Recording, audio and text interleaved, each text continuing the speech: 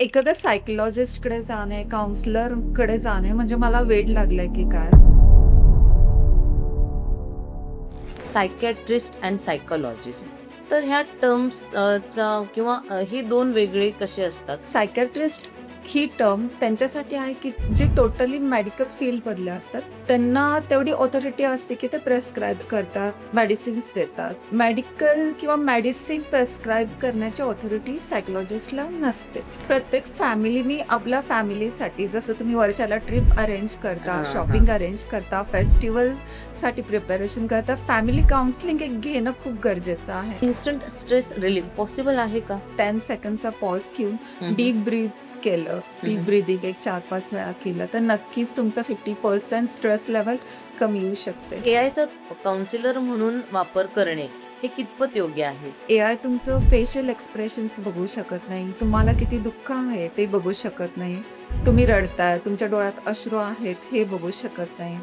तुमचे इमोशन्स समजण्या एवढी सेन्स एआयमध्ये नसतो जेवढं की काउन्सिलरमध्ये असतो. सगळ्यात मोठा प्रॉब्लेम हा असतो की काहीच काम नसले. अशा वेळेस व्यक्तीला वाटतं अरे माझ्याकडे सगळं आहे तरी मला सुख आनंद का मिळत नाही.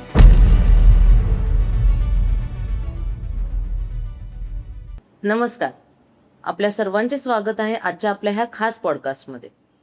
या धावपळीच्या आयुष्यामध्ये आपण आपल्या फिजिकल हेल्थकडे तर लक्ष देणं सुरुवात केली आहे, पण आपल्या मानसिक आरोग्याकडे आपण लक्ष देतो का? एन्झायटी, डिप्रेशन, ओव्हर थिंकिंग ह्या शब्दांचा खूप सहजपणे आज आपण वापर करतो. पण खरंच आपण आपल्या मनाला समजून घेतोय का?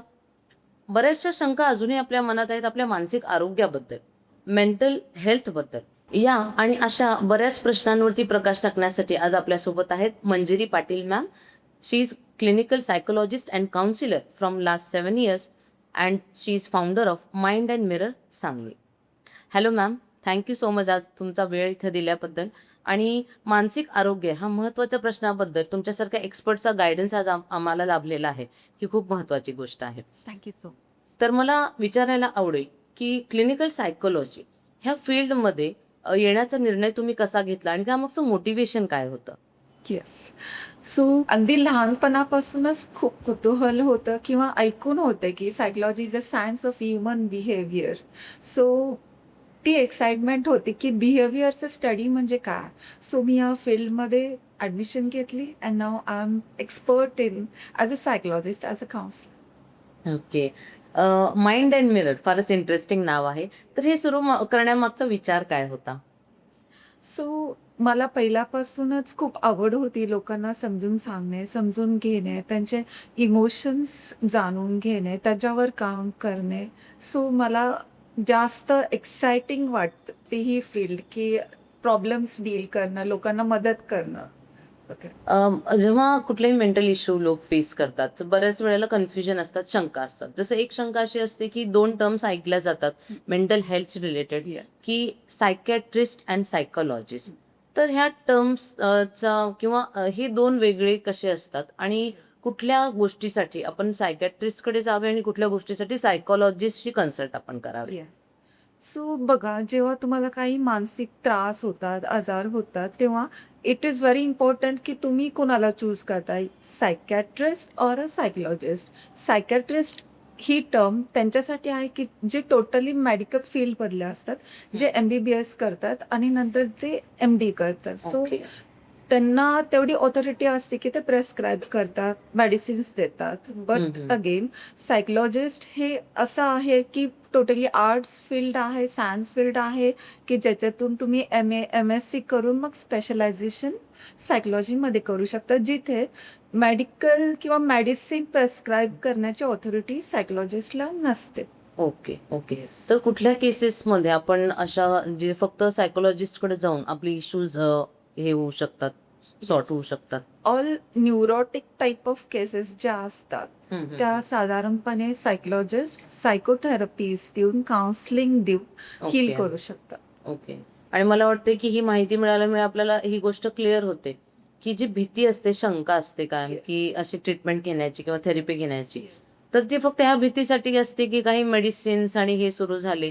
असं वाटतं की that is the end solution. So ही भीती नक्की सगळ्यांच्या मनामध्ये असते. तर तुमच्या अनुभवाप्रमाणे तुम्हाला असं काय वाटतं, की अजूनही लोक थेरपी घेण्यासाठी, भले मग ते सायकॉलॉजिस्टकडे असू दे, अगदी सुरुवातीच्या लेव्हलचे असू दे, असं नाही की खूप ट्रॉमा आणि हे आहे. पण तरी पण लोक हेजिटेट का करतात ट्रीटमेंट घ्यायला किंवा थेरपीज घ्यायला? बघा, एखाद्या सायकॉलॉजिस्टकडे जाणे, काउंसलरकडे जाणे म्हणजे मला वेड लागलंय की काय, हे असं अजिबात होत नाही. जसे तुम्हाला बॉडी ऑर्गन्स आहेत, तुम्हाला हार्ट आहे, किडनी आहे, लिव्हर आहे, हात-पाय दुखतात, तेव्हा तुम्ही फिजिशियनकडे जाता, डॉक्टरकडे जाता आणि तुम्ही ट्रीटमेंट घेता. तसं माइंडचे सुद्धा तुमचं कॉन्सन्ट्रेशन, अटेन्शन, इमोशन्स, तुमच्या बिलीफ्स, तुमचे सोशल जजमेंट्स हे ऑर्गन्स आहेत माइंडचे.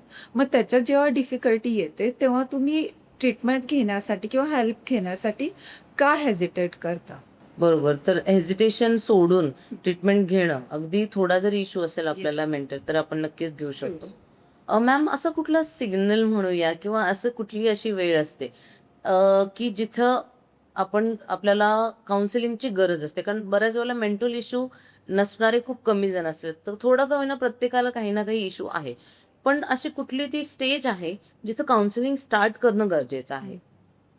किरकोळ गोष्टीमुळे स्ट्रेस येणं, तो येणारा स्ट्रेस हँडल न करता येणं. हं, हं, हं. हँडल न करता आल्यामुळे तुमच्या day to day activities hamper होतात. तुम्हाला problem solving, decision making skills तुमचे डिस्टर्ब होतात.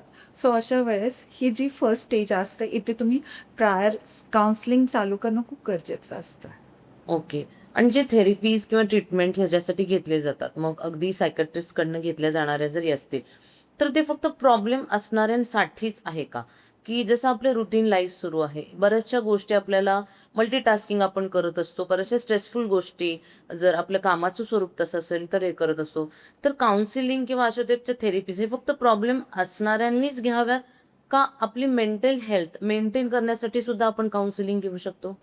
येस, आपण रेग्युलर मेंटल हेल्थ रूटीन एक ठेवलं पाहिजे. इनफॅक्ट प्रत्येक फॅमिलीनी आपल्या फॅमिलीसाठी जसं तुम्ही वर्षाला ट्रिप अरेंज करता, हां, हां. शॉपिंग अरेंज करता, फेस्टिवलसाठी प्रिपरेशन करता, फॅमिली काउन्सिलिंग एक घेणं खूप गरजेचं आहे, की ओके. फॅमिलीमधल्या प्रत्येक मेंबरला काय मेंटल हेल्थ रिगार्डिंग काही गरजेच्या टिप्स आहेत, की एकमेकाशी coordination, adjustment issues, communication issues काहीही असेल तर तुम्ही मन मोकळेपणाने काउंसलरशी बोललं पाहिजे. जसं तुम्ही फॅमिली डॉक्टर ठेवता, तसं हं, एक हं. फॅमिली काउंसलर पण ठेवा आणि रुटीनली जर प्रत्येक फॅमिलीने प्रत्येक 6 महिन्यातून एकदा वगैरे असं एक फॉलोअप सेशन फॅमिलीसाठी घेतलं, तर खूप फायदेशीर ठरू शकतं.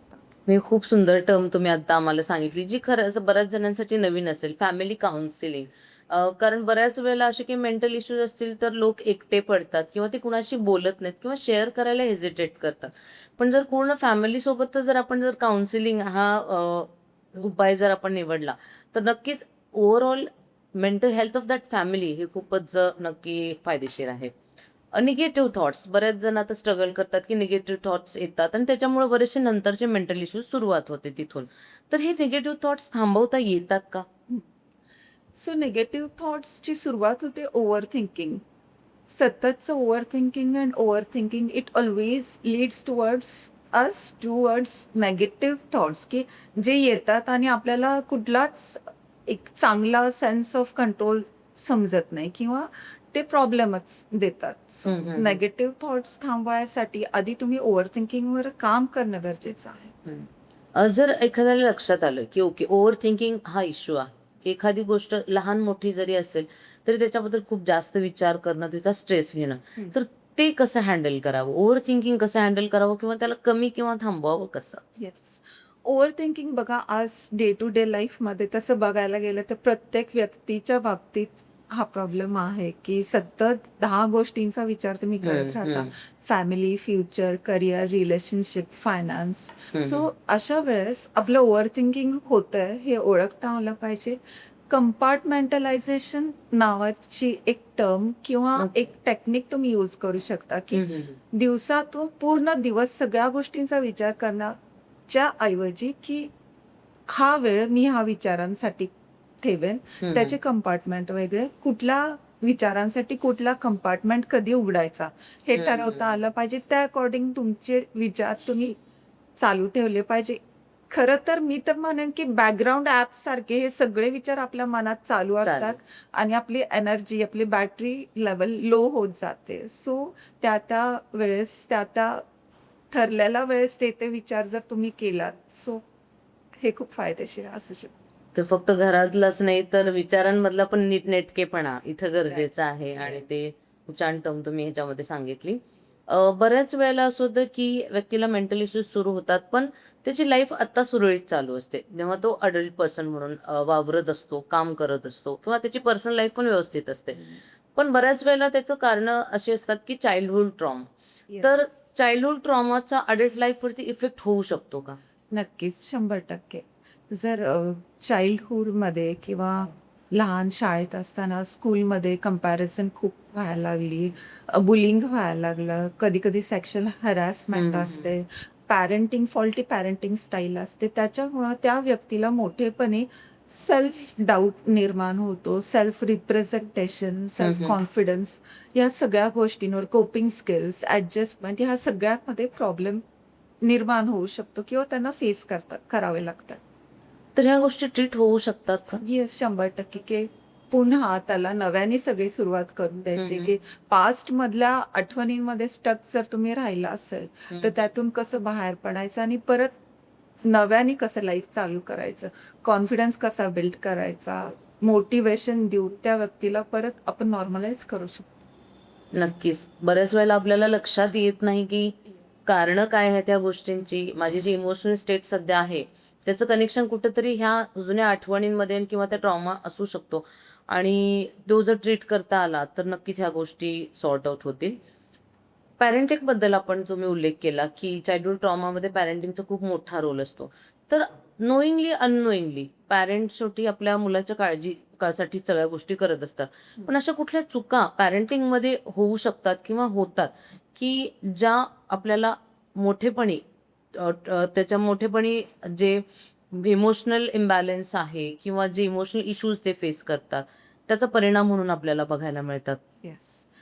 पॅरेंट्सच्या नकळत होणाऱ्या चुका असतात त्या म्हणजे कंपॅरिझन करणं, हं, की हं. बघ तो किंवा तुझा मोठा भाऊ बघ, तुझी मोठी बहीण बघ, की ते कसे स्कोर करतायत, ते कसे अकॅडमिक परफॉर्मन्स त्यांचा चांगला आहे हं, हं. किंवा अननोइंगली राग काढणे, कामावरून आलं की त्यांच्यावर चिडचिड करणे, कधी-कधी हं, हं. प्रमाणाच्या बाहेर शिस्त लावणे, खेकसून बोलणे, ओरडणे. यामुळे मुलांसोबतचा असलेला इमोशनल कम्फर्ट अँड सपोर्ट थोडासा लो होत गेल्यासारखं मुलांना जाणवतं. सो याचा परिणाम तुमच्या अटॅचमेंट आणि बॉन्डवर होतो.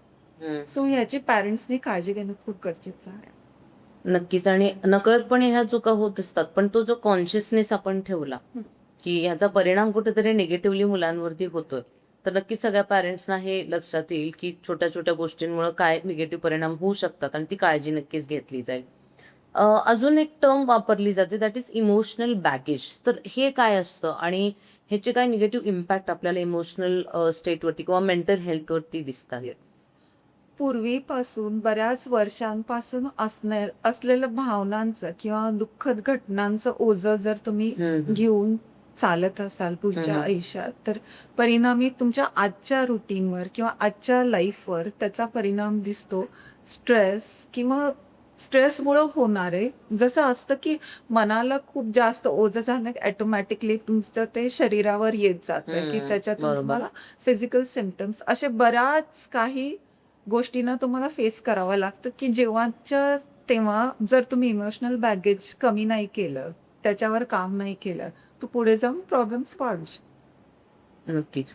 म्हणजे फिजिकल परिणाम सुद्धा सुरुवात होतात. म्हणजे जरी मेंटल इश्यूज असतील, तर त्याचे आपल्याला आपल्या फिजिकली हेल्थवरती आपल्याला ते नक्कीच दिसायला सुरू होतात. आता आपण थोडंसं बोलूया, की रिलेशनशिप मग अगदी टीनएज असू देत किंवा न्यूली मॅरिड असू देत किंवा कुठल्याही रिलेशनशिपमध्ये आपण असतो. त्याच्यामध्ये आता अलीकडे आपल्याला डिव्होर्स आणि सेपरेशनचं प्रमाण खूप वाढलेलं आपल्याला दिसतंय, जे आधी खूप कमी ऐकायला यायचं. तर आपल्या अनुभवाप्रमाणे त्याची कारणं काय असतील? सो बेसिकली लग्नानंतर तुम्ही सगळं पहिले 2-3 महिने खूप छान जातात. नंतर प्रॉब्लेम सुरू होतात. त्याच्यानंतर तुम्ही काउन्सिलिंग थेरपी घेण्यापेक्षा लग्न ठरतंय त्याच वेळेस एक सेशन बुक करा. त्याच्यामध्ये एकमेकाची communication style, personality inventories, compatibility test, emotional readiness तुमचा आहे का? लग्नासाठी तुम्ही कितपत तयार आहात? ह्या सगळ्या गोष्टी मॅच करून बघणं खूप फायदेशीर ठरू शकतं, की जेणेकरून पुढे जाऊन कॉन्फ्लिक्ट्स किंवा मतभेद कमीत कमी प्रमाणात येऊ शकतात. आणि ते आधी न बघितल्यामुळे बऱ्याच वेळेला फक्त अट्रॅक्शन ही गोष्ट ही धरली जाऊन किंवा इतर ज्या गोष्टी आहेत त्या, पण मानसिक आरोग्यासाठी ह्या गोष्टी कधी कन्सिडर केल्या जात नाही. रिलेशनशिपमध्ये कम्युनिकेशन कितपत महत्वाचं आहे? कारण कुठल्याही रिलेशनमध्ये असू दे किंवा आपण बोललं नसल्यामुळे बऱ्याचशा गोष्टी होतात. तर अशा रिलेशनशिपमध्ये, ह्या पार्टनरशिपमध्ये कम्युनिकेशन किती इम्पॉर्टंट आहे? कम्युनिकेशन 100% इम्पॉर्टंट आहे. बऱ्याच वेळा कम्युनिकेशन स्टाईल तुमची कशी आहे? की ती व्यक्ती इंट्रोव्हर्ट आहे, तुम्ही एक्स्ट्रोव्हर्ट आहात. तर इथे परत त्यांना काय वाटतंय, तुम्हाला काय वाटतंय, हे समजून घेण्यात मिसअंडरस्टँडिंग होतं. परत कम्युनिकेशन कुठल्या पद्धतीचं आहे, की तुम्ही मेसेजेसमधून बोलत आहात, कॉलवर बोलत आहात, समोरासमोर बोलत आहात. ह्याच्यामध्ये तुमचं व्हर्बल आहे का फेस टू फेस आहे? फेशियल रिॲक्शन्स मॅटर करतात, की तुम्ही टाइप करणारा फॉन्ट किंवा टाइप करणारे वर्ड्स त्याच्या मागचे तुमचे इमोशन्स काय आहेत? हे एकमेकाला न समजल्यामुळं मिसअंडरस्टँडिंग्स आणि वाद निर्माण व्हायचे चान्सेस खूप असतात. त्यामुळे योग्य प्रकारे केलेलं कम्युनिकेशन कधी फायदेशीर असेल, योग्य कारण प्रकारे आणि योग्य पद्धतीने केलेलं पद्धतीने. कम्युनिकेशन जास्त फायदेशीर हो, आहे. कारण बऱ्याचदा टेक्स्ट मेसेजेस किंवा याच्यावरून आपल्याला इमोशन्सचा अंदाज समजत नाही. समजतच नाही, लागतच नाही, गैरसमज त्यातनं भरपूर होतात. आता जाणवायला आठवलं, आपण सगळेजण म्हणतो की स्ट्रेस येतोय. आपण खूप सहजपणे हा शब्द वापरतोय डेली लाईफमध्ये की स्ट्रेस येतोय. स्ट्रेस म्हणजे नक्की काय असून त्याच्या लेव्हल्स असतात का? की मी सहजपणे म्हटलं की मला स्ट्रेस येतोय, एखादं आपल्याला काही काम असेल, एक्झाम असेल, स्ट्रेस आलाय म्हणतो. तर त्याच्या लेव्हल्स पण असतात का? आणि नक्की स्ट्रेसला डिफाईन कसं करू शकतो आपण सोप्या भाषेत? जेव्हा एखादी ॲक्टिव्हिटी किंवा एखादा टास्क, एखादं काम तुम्हाला मॅनेज करायला जड जातं, हं. तर मॅनेज करायच्या आधीच खूप टेन्शन येतं. सी युस्ट्रेस आणि डिस्ट्रेस हे 2 प्रकारचे स्ट्रेस असतात.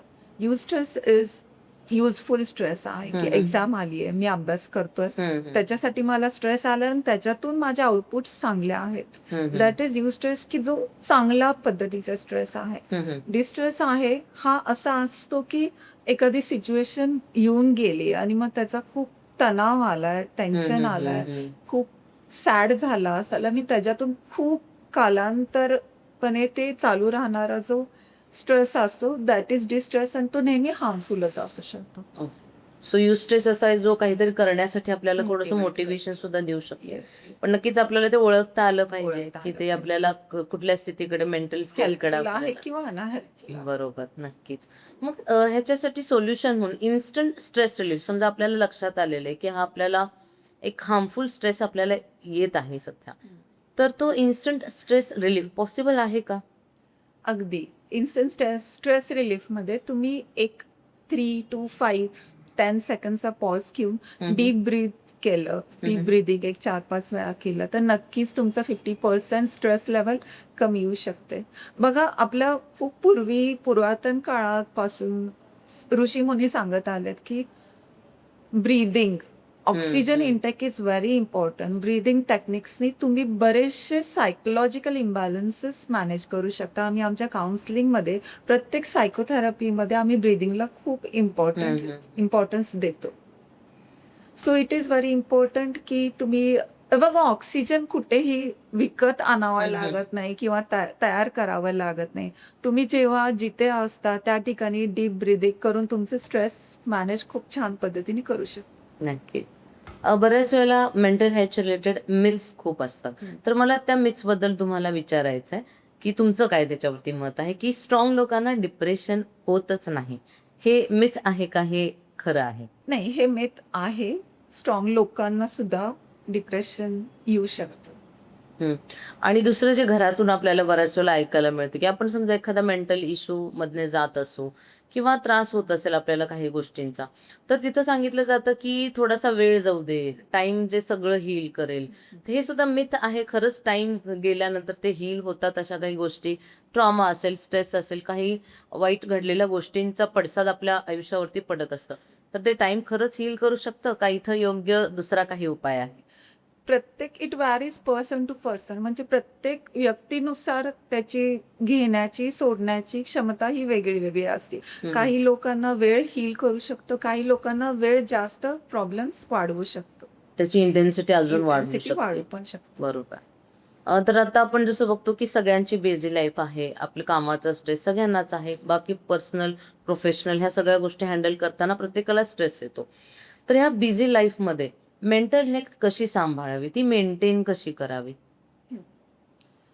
बिझी लाईफमध्ये आपण बऱ्याच गोष्टींचा, जसं मी मगाशी सांगितलं, की बऱ्याच गोष्टींचा ॲट अ टाईम विचार करत असतो, हं, हं. की बिझनेस आहे, फायनान्स आहे, करिअर आहे, रिलेशनशिप आहे.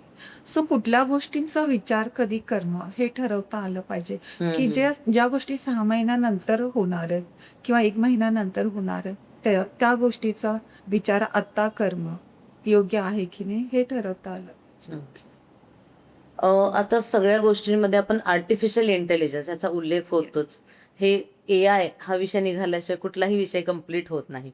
तर पर्टिक्युलरली स्टुडंट्ससाठी मला विचारायचं आहे, की एआय टूल्सचा खूप वापर वाढलेला आहे. तर ते स्टुडंटसाठी हेल्पफुल आहेत की हार्मफुल आहेत?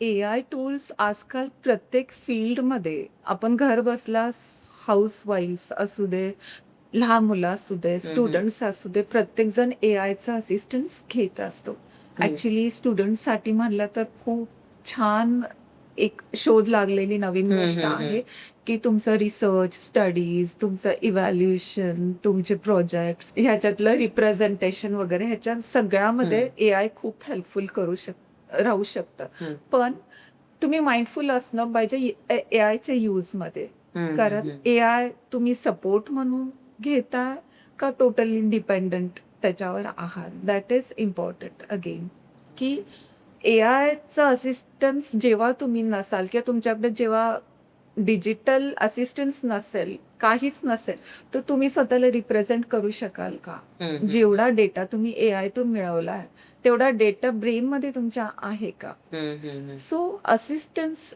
एआयचा घेताना ॲज अ एक्सप्लेनेशन म्हणून एआयचं सपोर्ट घ्या. ॲन्सरसाठी घेऊ नका. हं, हं, हं. एआय तुमचं क्रिएटिव्हिटी कमी करत जाईल. तुमचं सेल्फ ॲबिलिटीवर, तुमच्या सेल्फ कॉन्फिडन्सवर तुम्हाला डाऊट येत जाईल. बरोबर. So over dependency, over trusting, over use of AI थोडंसं प्रॉब्लेमॅटिक असू शकतं. कारण बऱ्याच वेळेला म्हणजे ऐकलेलं आहे, काही केसेस अशा असतात, की एआयला काउन्सिलर म्हणून पण हां, कन्सिडर केलं जातं आणि त्याचे काही काळानंतर थोडेसे चुकीचे परिणाम पण दिसतात. कारण येस. शेवटी ह्युमन इमोशन्स आहेत ते आणि ते एक्सपर्टकडे जाऊनच त्याची काउन्सिलिंग घेतलेलं बरे ना, की एआयकडून. मेंटल हेल्थला अफेक्ट होऊ शकतो का एआयचा एक्स्ट्रा वापर? जसं डिपेंडन्सी, जसं तुम्ही खूप योग्य सांगितलं, की असिस्टंट म्हणून वापरलं पाहिजे ना, की तुमची रिप्लेसमेंट म्हणून. सो बऱ्याच वेळेला स्टुडंट्समध्ये ती लेथार्जी येते, की जी कामं ते स्वतः करू शकतात, जी केली पाहिजेत, ती सुद्धा डिपेंडंट राहतात ती एआयवरती. तर हे मेंटल हेल्थला हार्मफुल असतं का फक्त याचा आपण असं म्हणू शकतो परिणाम, की आपलं पूर्णपणे काम करण्याची क्षमता कमी होणं हेच होऊ शकतं? जेव्हा आम्ही सेशन्स घेतो, थेरपीज देतो, त्याच्याच त्या थेरपीजमध्ये आम्ही क्लायंटला सांगतो, की हं, तुम्ही हं. काहीतरी क्रिएटिव्ह करा, काहीतरी तुम्हाला छान वाटेल असं हं, करा. हं, हं. सो त्या क्रिएटिव्ह करण्यामागे एक थोडंसं मेडिटेशनचा पार्ट असतो, की तुम्ही पूर्ण त्याच्यात बुडून जावा हं, आणि हं, हं. छान एकाग्र होऊन ते काम करा. सो क्रिएटिव्हिटी ही माणसामध्ये असणं खूप इम्पॉर्टंट हं, आहे. हं, हं. जर तुम्ही कंटिन्युअस एआयशी कनेक्टेड असाल, तर creativity AI is eating your creativity, हं. राइट? की क्रिएटिव्हिटी तुमची लो होत बरं. जाणार. टोटली तुमची लाईफ टेक्निकल असू शकते का? हा पण माइंडफुली तुम्ही विचार करणं गरजेचं आहे. नक्कीच. एआय टूल्स वापरत असताना ह्युमन इन द लूप असणं खूप गरजेचं आहे गरजेचं आहे. आणि त्याच्यावर किती डिपेंड राहावं हे आपण कॉन्शियसली हे करायला पाहिजे. Yes. आपण काही स्टुडंट्ससाठी असं सजेशन देऊ शकतो का, की याचा एक योग्य बॅलन्स कसा करू शकतो आपण, की एआय टूल्स शिवाय सुद्धा, कारण एआय टूल्स आपल्याला मदत पण करतं जास्त प्रोडक्टिव्हिटीसाठी आणि आपला वेळ सुद्धा ते वाचवतं. तर एक एक वेल बॅलन्स्ड ह्याचा वापर कसा करू शकतात स्टुडंट्स? नक्कीच एआयचा यूज हा बॅलन्स्ड असला पाहिजे. तुमचे डाउट्स असतील तर तुम्ही एक्सप्लेनेशन विचारा. हं, आन्सर्स तुमच्या लँग्वेजमध्ये कन्व्हर्ट करा आणि मग आन्सर तयार करा. हं, हं. जेणेकरून तुम्ही काय लिहिताय किंवा तुम्ही जे काय आन्सर प्रिपेअर केला हे तुमच्या लक्षात राहील. जसं आपण आताच बोललो, की बरेच जण ट्रीटमेंट घेण्यासाठी किंवा थेरपीसाठी हेजिटेट करतात आणि त्याला एक सोल्युशन म्हणून, सोपं सोल्युशन म्हणून ते एआयचा माध्यमाचा उपयोग करतात आणि आपले जे प्रश्न आहेत, तर ते एआयला काउन्सिलर समजून विचारले जातात. तर एआयचा काउन्सिलर म्हणून वापर करणे हे कितपत योग्य आहे? बघा तुम्ही एआयला क्वेशन्स विचारताय. एआय तुमचं फेशियल एक्सप्रेशन्स बघू शकत नाही. तुम्हाला किती दुःख आहे ते बघू शकत नाही. तुम्ही रडताय, तुमच्या डोळ्यात अश्रू आहेत हे बघू शकत नाही. तुमचे इमोशन्स समजणं एवढी सेन्स एआयमध्ये नसतो जेवढं की काउंसलरमध्ये हं, असतो. हं. काउंसलरला तुमची समोर बसलेला आहात, तुमची बॉडी लँग्वेज समजत असते. तुम्हाला फेशियल एक्सप्रेशन्स काय आहेत, तुम्हाला तुमचं यातना, तुमचे दुःख हे सगळं स्टडी काउंसलर एक करत असतो. हं. बरोबर आणि येस. त्याचे चुकीचे परिणाम पण आपल्याला दिसू शकतात. चुकीचे परिणाम दिसू शकतात कारण त्यांना परफेक्ट अॅनलाईज एआय तुम्हाला करू शकत नाही. बरोबर, बरोबर. दुसरा एक महत्त्वाचा विषय जो बऱ्याच जणांसाठी जवळचा विषय दॅट इज वेट लॉस. हं. आणि बऱ्याच जणांना हा अनुभव येतो, की खूप प्रयत्न करून सुद्धा वेट लॉस होत नाही किंवा एक जे फिटनेस मेंटेन करायची असते, त्या प्रयत्नामध्ये थोडंसं त्यांना अडचणी येतात. हं. तर त्या व्यक्तीच्या मानसिकतेचा आणि वेट लॉसचा काय रिलेशन आहे किंवा त्याचा संबंध आहे का? येस. सो वेट लॉस करायचा आहे, तर तुम्ही वर्कआउट करायला जाता. वर्कआउट असतो 1 ते 1.5 तासाचा आणि बाकीचे 23 तास तुम्ही स्वतःवर रिलाय असता. तेव्हा तुम्ही काय खाता? तुम्ही हं, हं. क्रेव्हिंग्ज कसे मॅनेज करता? सेल्फ कंट्रोल किती आहे? सेल्फ डिसिप्लिन किती आहे? की तुम्ही ट्रॅक करायला पाहिजे, की आज माझं ओव्हर ईटिंग झालंय, आज मी हाय कॅलरी इंटेक घेतलाय, मी किती हेल्दी खाल्लंय, मी किती अनहेल्दी खाल्लंय. या सगळ्यासाठी सेल्फ डिसिप्लिन असणं खूप महत्त्वाचं आहे. सो ते सेल्फ डिसिप्लिन बूस्ट करण्यासाठी सुद्धा काउन्सिलिंगमध्ये खूप काही टेक्निक्स यूज करून आम्ही वेट लॉस करणाऱ्या क्लायंटसाठी ओके. आम्ही हेल्प करू शकतो. हो, कारण बऱ्याच वेळेला स्ट्रेसमध्ये जास्त खाल्लं ओव्हर ईटिंग जातं किंवा होतं. ओव्हर ईटिंग होते आणि जे रिझल्ट्स हवे आहेत तसे मिळत नाहीत. खूप प्रयत्न करून सुद्धा. तर नक्कीच या काउन्सिलिंगचा उपयोग त्यासाठी सुद्धा होऊ शकतो. बऱ्याच वेळेला असं बघितलं जातं, की व्यक्तीच्या आयुष्यात सगळं सुरळीत चाललेलं आहे. फायनान्शियल स्टेबिलिटी आहे किंवा प्रोफेशनली स्टेबल आहे. बाकी सगळं चांगलं आहे. पण तरीसुद्धा बऱ्याच व्यक्तींना उदास फील होतं. They feel like something is wrong. तर ह्याच्यामागे काय कारणं असू शकतात किंवा मेंटल इश्यूज असू शकतात का? हं. थोड्याशा नंतरच्या किंवा प्रौढ वयाच्या नंतर येणारी ही फेज असते, की टोटल बिझनेस सेट आहे. हं, हं. एक ठराविक इन्कम चालू आहे. रेंटल प्रॉपर्टी, रेंटल इन्कम येतोय किंवा हं, हं. पेन्शन येतंय हं, आणि लाईफ हं. सेट आहे. काहीच काम नाही. सगळ्यात मोठा प्रॉब्लेम हा असतो, की काहीच काम नसले. अशा वेळेस व्यक्तीला वाटतं, "अरे माझ्याकडे सगळं आहे, तरी हं, पण हं, हं. मला सुख, आनंद का मिळत नाही?" अशा वेळेस तुम्ही तुमच्या रुटीनकडे बघितलं पाहिजे. ओके. मंथली तुम्ही रुटीन मॉडिफाय केलं पाहिजे. सोशल ॲक्टिव्हिटीजमध्ये, सोशल एंगेजमेंट्समध्ये स्वतःला एंगेज केलं पाहिजे. नवीन-नवीन गोष्टी, चॅलेंजिंग टास्क तुम्ही घेतले पाहिजेत. नवीन गोष्टी शिकत जावा, नवीन कोर्सेस करत जावा, घरातून बाहेर पडा, स्वतःला एक्सप्लोर करा. या सगळ्या गोष्टींमुळं तुमचा एकटेपणा किंवा हं, हं. लाईफमध्ये नवीन काहीतरी होत आहे, ह्याची एक्साइटमेंट तुमच्यामध्ये निर्माण होऊ शकते. नक्कीच एक ॲक्टिव्हिटी काहीतरी सतत असणं, नवीन गोष्टी शिकणं आणि ॲक्टिव्ह राहणं. Yes, activity based lifestyle yes. ठेवा. आणि फिजिकल ॲज वेल ॲज मेंटल दोन्ही मेंटल. गोष्टींमध्ये हे असलं पाहिजे. एक थोडं आता आपण एक रॅपिड फायर राउंड घेऊया मॅम. थोडेसे क्विक आन्सर्स ह्याच्यामध्ये आपण बघूया. क्राईंग, रडणे. बऱ्याच जणांना वाटतं की रडतोय बाबा, निगेटिव्ह समजलं जातं. तर हे वीकनेस आहे की स्ट्रेंथ आहे? Again it varies person to person. हं. काही लोकांना उगीचच रडायची सवय असते. हं, हं, हं. काही-काहींना रडून शांत वाटतं, परत एनर्जेटिक फील होतं. Okay. Yes. So it depends. Okay. माइंडसाठी कुठलं रुटीन जास्त बेटर आहे, की मॉर्निंग पर्सन और नाईट आउल, ज्यांना रात्री जागून काम करणं आवडतं. नाही, मॉर्निंग पर्सन, की रात्र ही झोपेसाठीच असते. झोप तुम्हाला रिकव्हर करत असते हम्म. दिवसातल्या प्रत्येक होणाऱ्या स्ट्रेसफुल सिच्युएशनमधून. तुमचं हम्म. माइंड, तुमचं ब्रेन रिफ्रेश करत असतं. सो रात्र ही झोपण्यासाठीच असावी. Yes yes. जसं बॉडी डिटॉक्स बद्दल बरंच बोललं जातं, तसंच माइंड डिटॉक्स करण्यासाठी कुठली योग्य मेथड आहे? मेडिटेशन का स्लीप? दोन्हीही तेवढंच इम्पॉर्टंट आहे. हम्म. माइंड अँड बॉडी इंटरलिंक्ड असतात, कनेक्टेड असतात. सो जेवढी झोप इम्पॉर्टंट आहे, तेवढंच मेडिटेशन ही इम्पॉर्टंट आहे. ओके.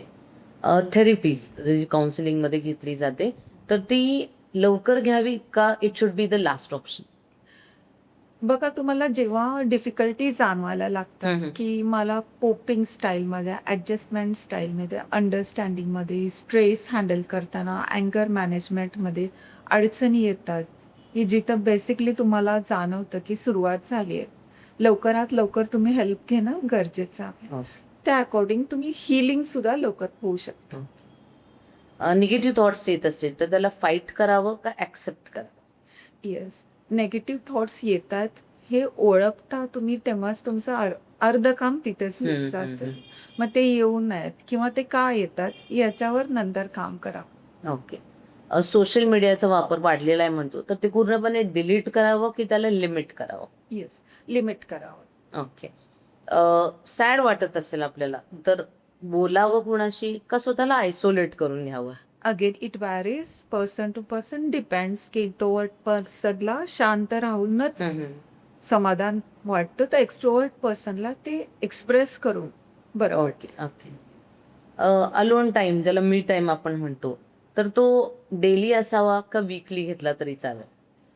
डेली मी माझ्या क्लायंट्सला सजेस्ट करते की दिवसातला एक 10 मिनिटं तरी टाइम तुमचा एक मी टाइम म्हणून असावा. की फॉर एक्झाम्पल, की छान चहा घेत तुम्ही गॅलरीत बसला, स्वतःच्याच विचारात की मी कशी आहे, हाऊ वॉज माय डे. त्याच्यातून तुमची एनर्जी बूस्ट होते की तुम्ही परत रिफ्रेश होता. ओके. अँझायटी वाटत असेल किंवा अँझायटी होत असेल, तर ब्रीदिंग चांगलं का डिस्ट्रॅक्शन चांगलं? Yes, deep breathing. Deep breathing, right. Emotions आपले जे असतात, चांगले वाईट बऱ्याच सगळ्या प्रकारचे इमोशन्स आपल्याला येत असतात, तर ते हाईड करावेत का एक्सप्रेस करावे, which is good for mental health? तुम्ही व्यक्त होता आलं पाहिजे, एक्सप्रेस करता आलं पाहिजे. That is very important. Okay.